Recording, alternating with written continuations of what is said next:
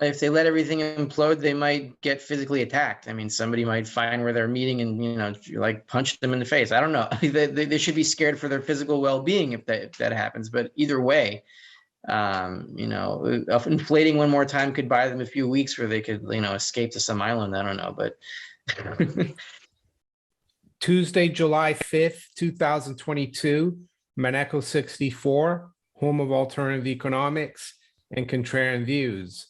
Usually Rafi comes on the live stream on the Sunday, but I wanted to have a chat with him about what's going on with the money supply data in the US and what that has to do with the business cycle theory of the Austrian School of Economics, and also the stock market, commodities, gold and silver, and what's going on with the markets right now. Just to let you know, I highly recommend Rafi's YouTube channel. It's called Rafi Farber, and he also has a newsletter in Seeking Alpha called the Endgame Investor. Yeah, you guys should check out all his details below in the description. Rafi, thank you for coming on the channel. How are you? I'm good. How are you, Mario? I'm doing well. Yeah, watching these crazy markets. I saw the currencies are getting hit hard. So non-dollar assets like the pound and the euro were down almost 2% earlier today. And then gold and silver also got hit hard. And commodities, I saw crude was down 11% at one point. And I've seen that you've spoken about the quarterly average for money supply growth recently on your channel. I think it was earlier today, but also for Arcadia Economics last week.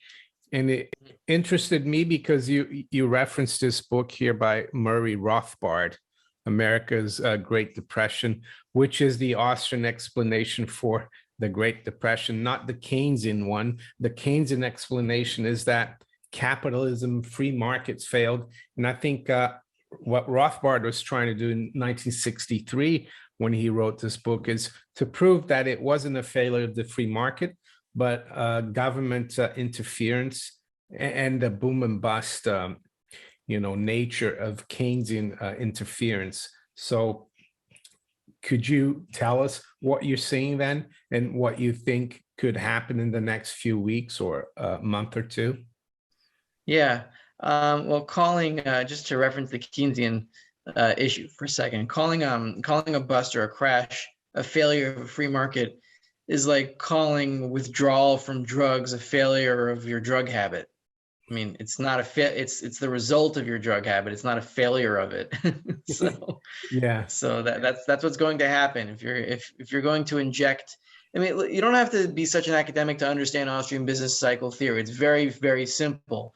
Like if you overeat, you're gonna get fat. If you do too much drugs, you're going to have too much dopamine in your system. You're gonna be manic all the time, or whatever you do too much of, you're gonna have too much of. So if you inject money into the economy, you're gonna have more business activity, but it's not based on anything. Like if you take drugs, or you take a stimulant, you're gonna feel really energetic, but then you're gonna crash because you're out of reserves. It's all the same pattern in all of nature, and there's nothing different about Austrian business cycle theory except we're applying it to the way the economic system works, which is the way nature works. It's all the same stuff. So what I'm seeing specifically now is something in the money supply. And there is no the money supply. So I'm not using these numbers as religious or anything. And M2 could be less accurate than some other measures. Some Austrians like the true money supply or whatever. But if you pick the same numbers and you compare apples to apples, then you see similar trends across whatever measure you happen to be using. Maybe there's some slight differences, but it doesn't really make a difference that much. So my teacher in economics primarily, he passed away last year, I think a year ago. Robert Wenzel of Economic Policy Journal and TargetLiberty.com. You may have come across his blogs back when he was posting, and they're still online. You can still check them out. He would use the 13-week average money supply growth rate and then compare the 13-week average over the quarter from this 13 weeks to the previous 13 weeks, and then calculate the average change and then multiply it by 4 to annualize it. So why did he use that? Is that a magic number? No, it's just that that it gives you a very broad measure of where the money supply has been going over the past quarter and comparing that to the previous. Okay, so the weekly average goes up and down all the time and some crazy seasonal trends, but you got to figure out what's been going on over a longer period of time to determine if it's going to affect the business cycle. So now, for the first time since really 2008, since September 2008, we're actually in negative money supply growth. And yeah, here's the chart that I cooked up on Excel of these numbers. And the Fed changed how it publishes these numbers after 2020, when that embarrassing spike happened. So now it's on a 6-week delay, and it's hard to find these numbers, and they're not in the standard H6 release. But we found them. I found them with some help of Bob's old followers. And you see here in 2008, this is when the money supply growth by this measure went negative. That means absolute deflation in terms of deflation of the money supply, not necessarily prices, but the money supply. And then here is the 2008 printing after that, right? That spike going after this black circle here. Then you have another deflationary wave, but the markets already crashed at that point, so it didn't really matter. And then in 2015, that other circle here is when it came very close to zero in July, August 2015, and that's when we have the Black Monday, August 24th, 2015 market crash for the NASDAQ. I think went down 1,000 points or some crazy number, and it was a near record. I think it was a record in percentage. Was that the flash crash? Yeah, that was the flash crash of August 2015. I think there also China had devalued the yuan or something on that day or around that time. And now we're seeing at the end of this chart, we're seeing a really quick die off in the money supply growth rates. And in the next 4 weeks, the June money supply is not going to change much because it never does. That's not seasonally when money supply starts to go up. So we're within the next 4 weeks, we'll already be below zero, and we probably already are now presently, because we're on a 6-week delay from these numbers anyway. So we're already in absolute deflation by these measures. And the last time that happens, we had a crash. Doesn't mean it's going to happen tomorrow or a week, but it's going to happen within the next few months, I think by October, November at the latest.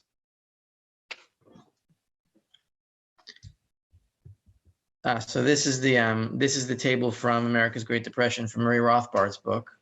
And it's very simple. I mean, he calculates, I don't know how he got these numbers. I mean, the guy was a research genius, but he was able to calculate the money supply growth rates for each month from June 1921 to June 1929, the end of June 1929. And you see the percentage increase in all this money supply. And it stopped at 0.7% increase at the end of June 1929, which is 3 months before the stock market crash. So it's the same kind of system here. There's nothing new. And this is exactly what's happening now. Yeah, this book, I read it about 20 years ago. And I remember also Rothbard talking about the fact that at the time, the UK had gone back on the gold standard. I think it was 1926. And they went in at the wrong rate. They went into the pre-World War I rate. So the New York Fed, the president there was Benjamin Strong, and he was buddies with the governor of the Bank of England, Montague Norman. So they kept rates really low in the US to help the pound stay in the gold standard at that rate. Eventually, it all collapsed. The UK left closed their gold window in 1931, left the gold standard. So it's really interesting that that was one of the reasons they did that.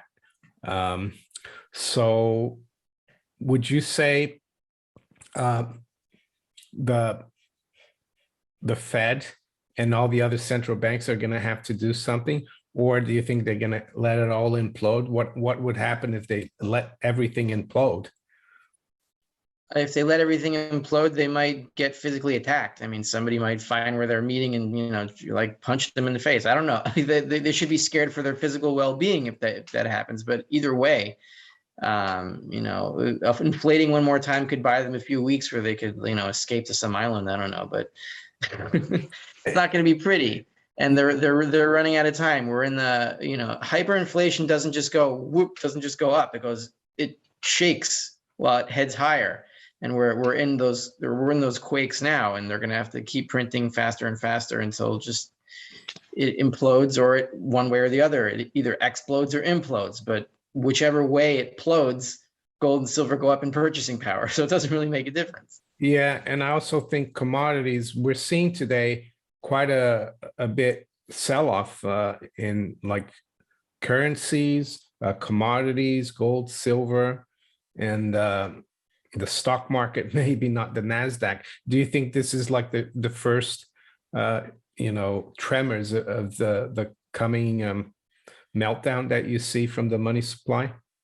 Could be. I mean, I've said maybe this is the first. Maybe I've said that many times, and I wouldn't be surprised if, maybe everything calms down tomorrow and this isn't it today. But this is coming, and it's coming very soon. And these money supply numbers they're not common, and it could be there's a chance that the Fed's just calculating it wrong, or there's some kind of computer error. I can't say there isn't one, but from what I'm seeing in the data that I can get, this is real. This is the real deal.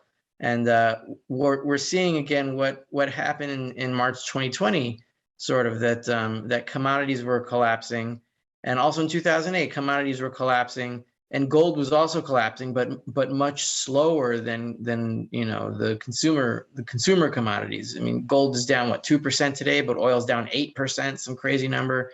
So the whole commodity complex, excluding gold, I think is down 6 or 7%. Silver's down only 3%. These are not such bad numbers, and that's what happens. I mean, during busts, commodities go down, gold and silver go down much, much less. And then there's another base from decline when the Fed starts printing again. I think that's what's happening now. Rafi, I just have a couple of more questions before we wrap up. The first one is to do with the timeline of such a meltdown because of the shrinking money supply. And when would the Fed and other central banks maybe pivot and reinflate? And the final question, maybe you could explain to the viewers why gold and silver are so important, because you explain it really well, how they're substitute, like the dollar and the euro and the pound, the paper currencies are actually substitute for them. Mm-hmm. In terms of timing, I mean, if we look at history, then it could be anywhere from 3 or 4 months to tomorrow. In terms of the when people realize there's a crash. I don't think it's going to be tomorrow, literally, but we're in that time frame where you have negative money supply growth. In 1929, the money supply stopped growing in July, and the crash happened in October. So that's July, August, September. That's 4 months. Could be 4 months, maybe. Could be 2 months, 3 months. It's somewhere in that time frame. That's enough to place bets if you want to, play options. I don't recommend that, but you don't have a lot of time until the Fed pivots, and when it pivots, it's going to pivot hard because there's nothing else that it can do. The second question as to why gold and silver are so important now is that this is a crisis of money, and as you show Exter's pyramid so many times. I mean, the pyramid has a base, and the base of that pyramid upon which all value is built is gold and silver, because that is how all currencies were born, either as a substitute for silver or gold itself, meaning you don't want gold, just give me your gold and I'll give you this paper, and then you can get back your gold or silver whenever. That's what a currency is. It's a substitute for the original money. And then that, all value is built on top of those receipts. Somebody gives you dollars, you give them a bond. Somebody gives you dollars, you give them, a stock. It's all built on the same stuff. So when this is perfect, this is a perfect pyramid, right? It's an inverse pyramid. So when the value of all this stuff on top of gold falls, where does it fall into? It falls into gold, because you have all the stuff that's created based on the gold money, all the stuff that's created in the economy, and then the value of all that stuff collapses, and all that purchasing power that exists now in the values of these things on top of gold falls into gold, where all the purchasing power will fall. So money is not going to change. The nature of money is not going to change. People are not going to use Bitcoin in a time of crisis. That's ridiculous. I guess you could add silver to the bottom of the pyramid there too. Yeah. Some people would argue that silver is really the tip of it, and it's really like it's not all gold. There's a silver tip to this pyramid. Yeah, I guess that's true. But look, as long as you have either gold and silver, a good mix of them for your personal needs, it's fine. I'm not going to argue one metal over another. Depends what kind of volatility you can take and what you're trying to do. Yeah, and I guess right now you could say that it's the paper, gold, and silver that are coming down, or everything is getting like sold. But eventually, do you think because it says here that non-monetary commodities, the liquidity dries out from there, and it seems to be, but I think eventually when the liquidity flows down to the bottom of the pyramid, other hard assets are going to benefit. What do you think? Yeah, I'm not so sure if non-monetary commodities should be so high up in the pyramid. I don't know exactly what Exeter was thinking, and it's okay. This is not gospel or Bible or anything about exactly what's on top of what.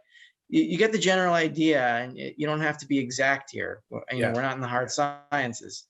So whatever happens with non-monetary commodities happens. I think they're closer to the bottom of the pyramid. But when you're talking about paper, gold, and silver, really, there's no conceptual difference between a contract for a certain amount of gold or silver and a paper dollar. I mean, it's the same sort of thing. It's a paper promise for a commodity. And the fact is that most of those paper promises are not backed by commodities available. So most of that paper is going to go down, is going to become worthless. And the paper supply is going to contract into 100% reserve ratio. And then that's when the paper markets and the physical markets will converge, because they have to, because that's what reality will force. That's right. So when do you think you'll be able to update that money supply chart next? And then to finish off, maybe you can tell us, tell the viewers where they can find your work. So it's easy. The money supply is updated every once a month now. It used to be once a week, but now it's once a month. And the Fed issues each weekly sum on, I think it's like the 20 something of each month. You can find it on Fred on the weekly money supply numbers in the chart there, and they give you the release date. So it's once a month. So sometime at the end of July will be the next one, and I expect by that point the 13-week money supply average will be below zero. I'm almost sure of it. In terms of where you can find me, that's easy. At the End Game Investor, you can just put it on Google. It'll be the first link. It's on Seeking Alpha, where I give a daily. It's about 3 or 4 times a week with a weekend report focused on monetary analysis of this type. I come from an Austrian school background, though I'm not an academic. I try to dumb it down for myself, really. I'm really talking to myself. And just make things simple for people who want to understand what's going on. You can sign up for a 2-week trial, enjoy it, and I'll help guide you through the end game. It'll be fun. Yeah, and don't forget also, Rafi has a YouTube channel, Rafi Farber. And Rafi, thank you for coming on the channel, and all the best. Thanks, Maria, for having me. Sorry I was late today. No problem. Take care. Bye.